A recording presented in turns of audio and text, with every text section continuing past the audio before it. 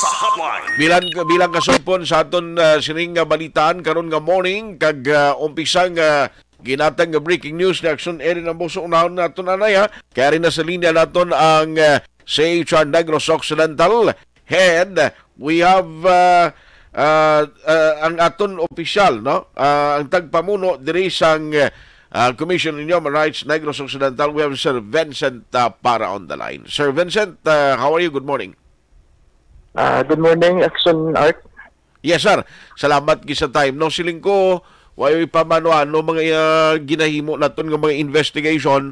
In fact, pag-interview ta sa imo last time, do ka positive ato kay daw may ara na sang ginaproponer, ginaluto nga pagbalik sang peace negotiation ang national no nga mga leaders naton. Pero ti diri sa lokal ho ga binubuan ay sila gyapon, sir. Oo, sir, hapon may nag-relay naman sa aton siyang balita, pero inang wala pa din siyang definite kung sino identity. Okay. May nagduol naman sa aton siyang information na kailangan natin i-validate. Susubong yung panunto, inang kami sa Commission on Human Rights mag-investigar sa muna ang mga kaso.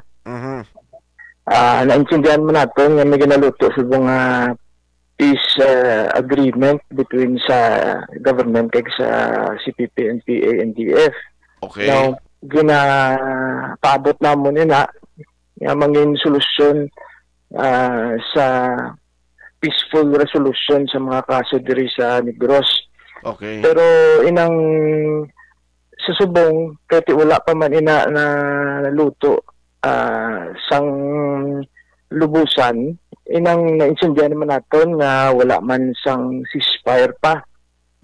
So, posible nga kung magsinugatan lagi man nagdala sila sa babaw, posible nga may encounter man gid. Yes.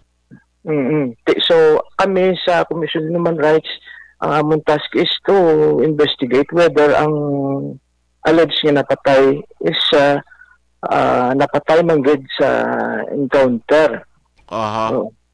So, i-validate lang naman ang information kay wala pa kami isang further information as to identity sina ang taong allegedly napatay dito sa encounter.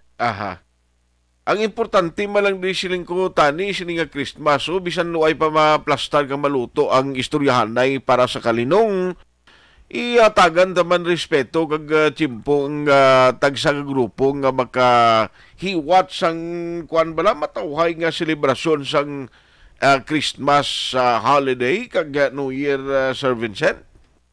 Oo, amo maganing na nga akong ginalauman nga maski wala pa magabotood ang aton nga mga kasugtanan nila in the name of sang Kapaskuhan. Kag sang joyous moment isa para sa tanan, hindi lang man sa aton army but din sa aton man mga sa piyak man nga parte nga maka-enjoy man sang natawag na Christmas. Gani kung maski sa amulan ni sa malipot nga tinion mauntat tani anay nila ang amo sina nga mga insidente. Yes, sir. But then again may mga ara gid untoward incident nga mga matabo. However, kaya ina mga insidente, may mga govern man na Japon nga mga treaties and laws. So mo na ang ato nga katigayon nga investigasyon Saan ang plano nyo, sir, nga magbisita sining mga lugar? Kati sining nga morning, aside sang binalbagan kapon, may mamaylan naman nga padanasay, confirm sang army bag-ulang kay Action Eden. Hong may enkwentro naman to, mamaylan naman niya? Ay, mamaylan. Kaya nga ang sa akon nga, sa binalbagan niya. Kapon na siya binalbagan, sining nga morning, kagahon sini, may, kuan naman, mamaylan naman nga area, pero lapit naman to kuno, galing sakop niya yung mamaylan. I don't know. Ang wala ko sang information but may ginapaabot ako now sa among opisina nga mabisita man. Yes, sir. Nga sa aton man CSO, hindi ko lang magdalanan nga makatag man sa aton information. Yes, sir. Basi dala na dira ang sa Himamaylan man.